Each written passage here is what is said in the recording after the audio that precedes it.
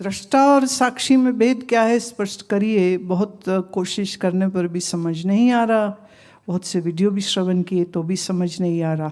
देखिए, जिस समझ से तुम समझना चाह रहे हो थोड़ा उस समझ को स्थिर कराओ, माने बुद्धि को स्थिरता में लाओ, थोड़ा मन को शांत और एकाग्रचित्त बनाओ। देखिए, इसकी एक मैं उदाहरण देती हूँ। पतंजल योग सूत्र कहता है विभूतिपाद में, जिसका मन एकाग्र हो जाता है उसके लिए सामने वाले के मन के विचार को जानना सहज हो जाता है। आप आपके विचारों को ही नहीं समझ पाते। एक योगी, एक महात्मा दूसरे के विचार को भी समझ लेता है, जान लेता है। ऐसे जानिए, मैं हमेशा कहती हूं कि महात्मा जो है वो हम उसी को महात्मा, जिसने भगवे कपड़े पहने उससे वो महात्मा नहीं है। जिसका अज्ञान निवृत्त है और जिसकी बुद्धि शांत निर्विचार निर्विकल्प अनुभूतियों को ले चुकी है, ऐसे स्थिर मन और बुद्धि वाले को, ज्ञान पूर्ण वाले को हम महात्मा कहते हैं। ये महात्मा की आंखें ऐसे है जैसे एक्सरे मशीन। जैसे आप एयरपोर्ट पे जाए चेक इन के लिए, तो वो अभी भारत में ये मशीन नहीं आई, अमेरिका में है। वहाँ एक पूरा बॉक्स है, वो बॉक्स में आपको खड़ा कर देते, दोनों हाथ से ऊपर को उठा लो, जैसे वो कोई गोली मारने लगे, आप ऐसे हाथ ऊपर कर लो, और फिर उनकी वो मशीन है ऐसे स्पिन होती है ऐसे। तो एक्चुअली तुमको तुम्हारे कपड़ों के अंदर तक वो सारा कुछ देखती है, सिक्योरिटी पर्पस से। क्योंकि इतनी मतलब घटनाएं अजीब अजीब घटती ना, कोई जूते के नीचे बम छुपा के ले गया, कोई ब्रीफ केस के हैंडल में बम बना के ले गया। तो अभी क्या है, वो सामान भी करते हैं एक्सरे और इंसानों को भी करते हैं एक्सरे। तो वो जूते भी उतरवा देते, जूता, लेदर, बेल्ट, सब चीज़ डालो और फिर उस मशीन से ऐसे वो स्पिन होती। पहले किसी किसी को डालते थे, आजकल वो रूटीन में तकरीबन सब एयरपोर्ट्स पे आ गई है। जैसे वो देख लेती है ना क्या है छुपाया इसने। तो गुरु की जानो आंखें वो एक्सरे मशीन वाली, क्या छुपाओगे?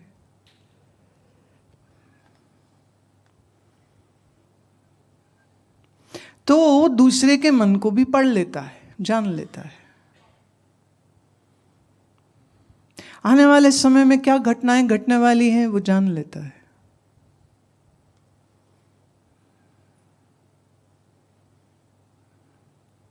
कितना मन स्थिर होता होगा ना। जैसे कोई दूर कोने में हल्के आवाज में बात कर रहा हो तो आप बहुत ध्यान लगाते हो सुनने के लिए, क्या बोल रहा है क्या बोल रहा है। तो ना सुन पाए तो कहते पता ही नहीं इतना धीमे बोल रहे हैं, सुन नहीं रहा है। और बहुत ध्यान दो तो या थोड़ा नजदीक चले जाओ तो पॉसिबल है कि सुनाई दे जाए। कानों में ज्ञान के शब्द के चले जाने का नाम श्रवण नहीं होता है। जो शब्द कान के जरिए तुम्हारे मन तक गया और उस सुने हुए वचन का तुम्हें क्लैरिटी, निश्चय हो गया, इसको हम श्रवण कहते हैं। तो जिसका मन बुद्धि स्थिर नहीं है वो नहीं समझ पाता है। बात मुश्किल नहीं है, मैं यही बात दोबारा समझा सकती हूँ, पर मेरा निवेदन ये है कि जिस मन बुद्धि से आप समझना चाह रहे हैं उस मन बुद्धि को स्थिर, शांत, निष्पाप और सात्विक बनाइए। फिर बात बहुत जल्दी समझ लग जाएगी। दृष्टा मतलब देखने वाला, साक्षी मतलब वो देखने वाला जो जुड़ता नहीं है, जो असंग रहता है। तो दृष्टा और साक्षी में अगर मैं कहूँ भेद क्या है, तो वो भेद ये है, दृष्टा ससंग हो सकता है पर साक्षी असंग हमेशा है। तो जो असंग रहे वो साक्षी, जो संग वाला हो जाए वो दृष्टा।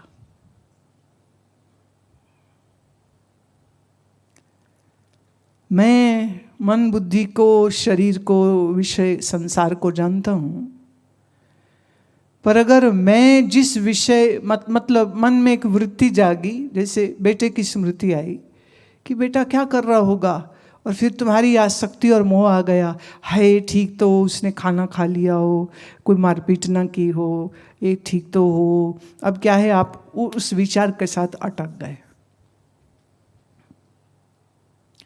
तो चिंता और शोक जन्म ले लेता है। अब साक्षी किसको कहेंगे? मन में विचार आया, पुत्र का, पुत्री का, घर का, बाहर का, कुछ भी विचार आया, और आपकी बुद्धि बड़ी ठहरी हुई है, और आपकी बुद्धि कहती है कि बच्चे सियाने आजकल, कोई जरूरत नहीं सोचने की, जी रहे वो जिंदगी अच्छी जी रहे। तो बुद्धि में जो हलचल होनी चाहिए थी वो नहीं हुई। और जब बुद्धि में हलचल नहीं होती तो मेरा और बुद्धि मन का आपस का अध्यास नहीं होता है। देखिए, मैं साक्षी हूं ये जानने वाले के मन में क्या कोई विचार नहीं आएगा? नहीं, ऐसी बात नहीं है, आएगा, पर वो किसी भी विचार से जुड़ता नहीं है, उसकी असंगता बनी है। साक्षी सत्संग हो ही नहीं सकता है। मैं जुड़ गया, मैं अपना स्वरूप भूल गया, ये भी एक ख्याल ही है आपका। आपके मूल स्वरूप में आप चाह करके भी आसक्त हो नहीं सकते, लगता है तुम हो गए। देखिए, जब तुम स्कूल में पढ़ते थे, कितने बच्चों से तुम्हारे कोई खास दोस्त थे ना, कोई सहेली, कोई फ्रेंड, क्या बोलते, चड्डी बड्डी फ्रेंड, लंगोटिया यार, हाँ, तो उसके साथ खाएंगे, उसी के साथ घूमेंगे, उसी के साथ करेंगे, सब कुछ है। कहाँ रोते थे अगर नहीं मिले तो।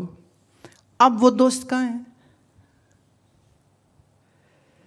वो खिलौने जिसके बगैर खाना नहीं खाते थे, सोते नहीं थे। तुम देखो बच्चे, वो अपनी डॉल लेके बिस्तर में जाते, पर यही बच्ची जब बड़ी हो जाती तो उसकी डॉल कहाँ है? निकल गया ना सब। तो हमें लगता है हम तुम्हारे बगैर रह नहीं सकते। सच ये है, तुम सबके बगैर रह सकते हो। ये मन बड़ा अजब है, ये दिखाता है मैं नहीं रह सकता हूँ, पर बड़ी जल्दी सीख जाता है। मैंने देखा किसी के नौजवान लड़के की मौत हो गई तो रोती थी, मर जाऊंगी मर जाऊंगी, है जिंदा है। फिर धीरे धीरे दूसरे बच्चों में मन रम गया, जो मर गया वो भूल गया। किसी का पति मर गया, उससे बड़ा रोती है, मैं तो जीऊंगी कैसे, मैं तो मर जाऊंगी, मैं जीऊंगी कैसे। लेकिन आप देखिए 6 महीने, साल, 2 साल बाद सेटल हो जाता है। मन हमारा बड़ा स्मार्ट है, ड्रामे पूरे करता है। हम नहीं रह सकते। जब भी कोई बोले ना मैं तेरे बगैर रह नहीं सकता, अंदर से ना सिग्नल कर लिया करो, ड्रामा ड्रामा ड्रामा। वो एम्बुलेंस होती ना, ऐसे ये ज्ञान का सिग्नल रखो अपने अंदर। जब कोई कहे ना मैं तुम्हारे बगैर, तुम ऐसे पागल हो, तुम ऐसा डायलॉग सुनते ना बिछ ही जाते हो, हाय तो मेरे बगैर जा ही नहीं सकता। सब गप,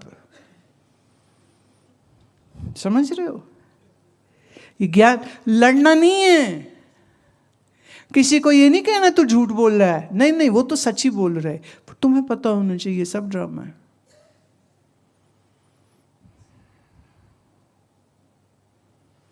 मन नहीं जुड़ता तो मैं आत्मस्वरूप क्या जुड़ूंगा किसी के साथ? मैं सच्चिदानंद साक्षी है, रहेगा।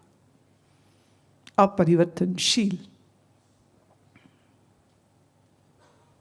दृष्टा माने देखने वाला, साक्षी मतलब असंग देखने वाला। फर्क है इतना बहुत बड़ा। जो दृष्टा है वो हमेशा दृष्टा नहीं रहता, वो दृश्य के साथ संग कर लेता है। यही तो रोना, अक्सर लोग रोते हैं, हम हमेशा दृष्टा नहीं रहते, भूल जाता है हम दृष्टा नहीं, हम क्या करें, हमें दृष्टा नहीं याद रहते। इसमें याद रखने की बात नहीं है। असंगता है तो साक्षी हो, संग वाले हो तो दृष्टा हो। दृष्टा में ये फिक्र हमेशा रहेगी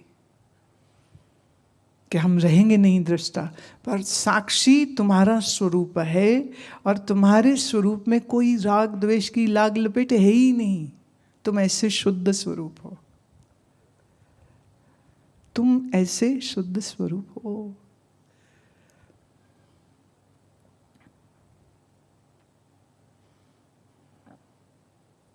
परमात्मा को हम शुद्ध स्वरूप कहते हैं। आइए, जो तुम्हारी मैं है, ये तो बुलबुले जैसी है। ये बुलबुला है तो पानी ही ना।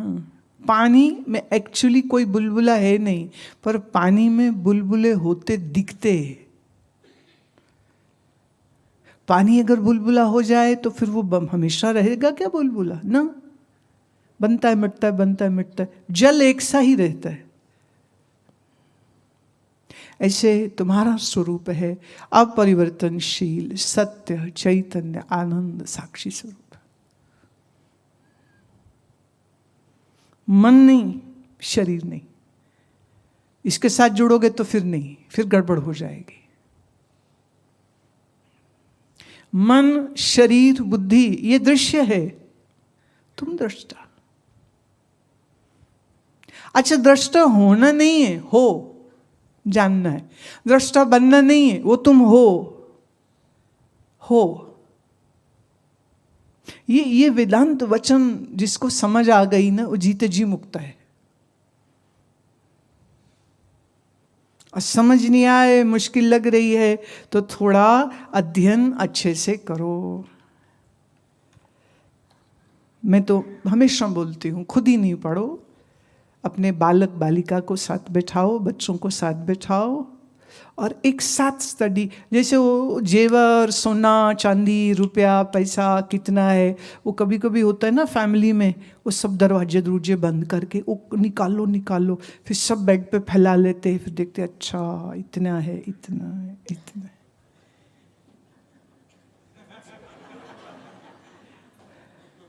करते हो नहीं करते बोलो? बैंक की स्टेटमेंट बुक सब निकाल लेते हैं, इस बैंक में इतने, इस बैंक में इतने, शेयर मार्केट में इतने, वहाँ 4 फ्लैट, वहाँ वो प्लॉट, वहाँ ये, वहाँ ये, वहाँ बहुत पैसे। लड़का कहता अच्छा डैडी पैसे, तो फिर कार नहीं लेता। चुप कार, ऐसे तेरे को कारें खरीद के देता रहा तो लुट जाऊंगा मैं। पर हिसाब लगाते तो कई डैडी लोग जो ये फैमिली प्रोग्राम नहीं करते, वो अकेले करते हैं।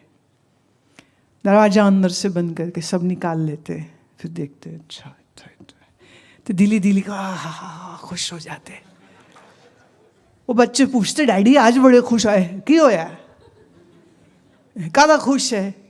कोई खुशी खासी नहीं, मैंने तेरे वर्गी ने लैक कुलात 4 गालियां दे भी देता, पर अंदर अंदर खुश हो रहा होता है। बहुत है, बहुत है, बहुत है। एक बार हमारे पास ना कोई बैठे थे, तो कहते हैं मैं क्या अभी क्या काम कर रहे हो? कह रहे नहीं आजकल मैं कुछ नहीं कर रहा, काम वाम सब ब्रेक ले ली। मैं अच्छा? कह रहे जी है बहुत। मैं कितने? नहीं बताया उसने। मैंने फिर पूछा कितने? कह रहे जी है बड़ी कृपा है तुहाडी। मैं जरा मैनू भी दस दे कितनी कृपा हो गई। कहते नहीं बड़ी कृपा है, बड़ी कृपा है। अरे आपको क्या, आप तो शहंशाह हो। मैं कहा वो तो मैं हूं, पर किसको कितना राजा बनाया ये भी तो जान लूं मैं। नहीं बताया।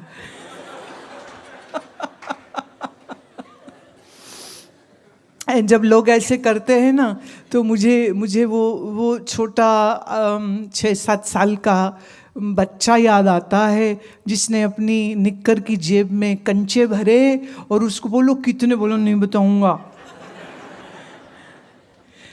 जिसने पतंगे रखी हुई अपने कमरे में बेड के नीचे, उससे पूछो कितनी पतंग, मैं नहीं बताऊंगा। हाँ, नहीं बताऊंगा। भाई तेरी पतंग का हम क्या करेंगे, पर अंदर अंदर खुश हो जाते। जैसे मैं ये नहीं कह रही तुम दिखाए कितना खुश हुए, आए सारे लोग, आए हाय बता, इतनी चर्चा सुनाई तब नहीं, इतने दांत निकले, अब कितने निकले।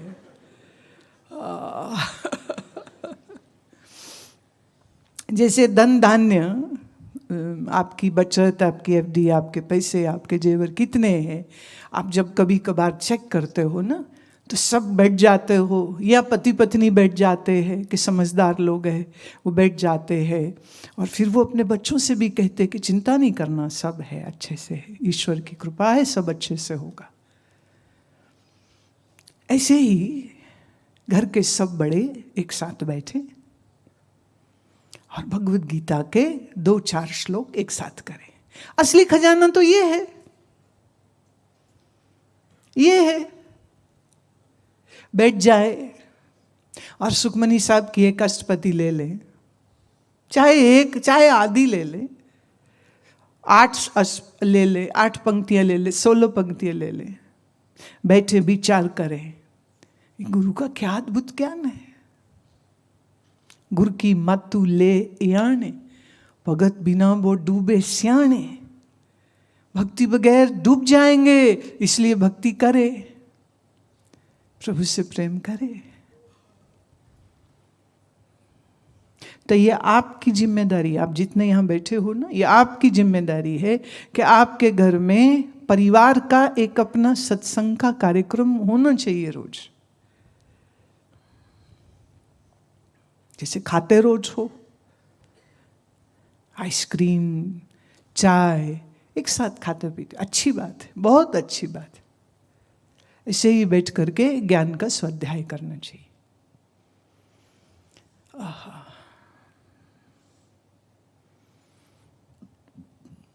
और जीवन की असली कमाई तो प्यारे यही है।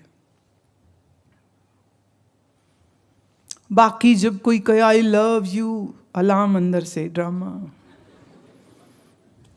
सच नहीं है, सच नहीं है, टाइम पास। आखिरी में एक बड़ी सीरियस बात कहनी,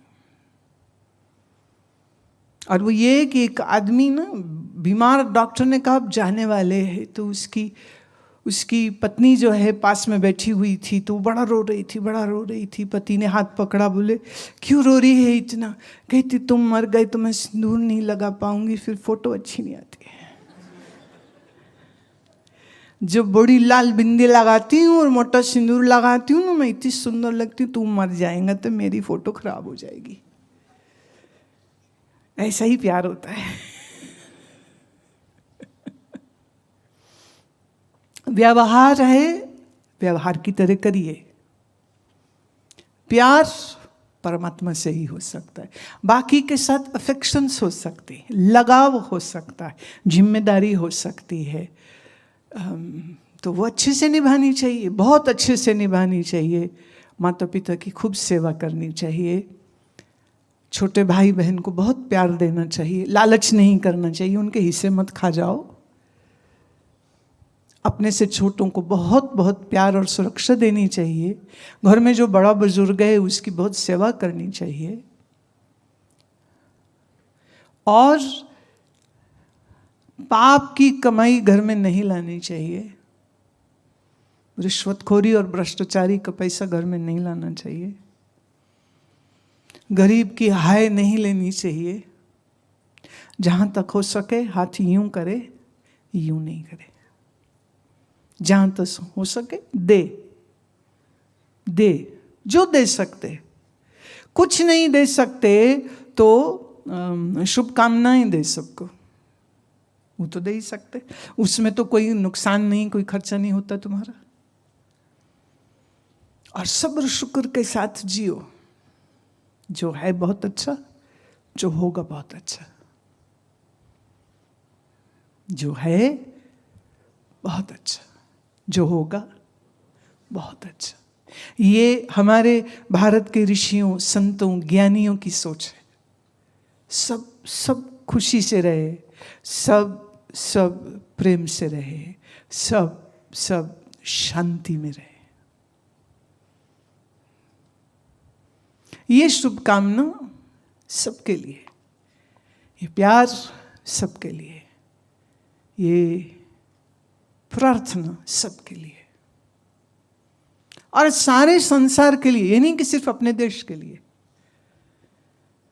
किसी भी देश में आग लगती है, जंग होती है, युद्ध होता है, कहीं ना कहीं कभी ना कभी आके उसका इम्पैक्ट सब पे आने लग जाता है। इसलिए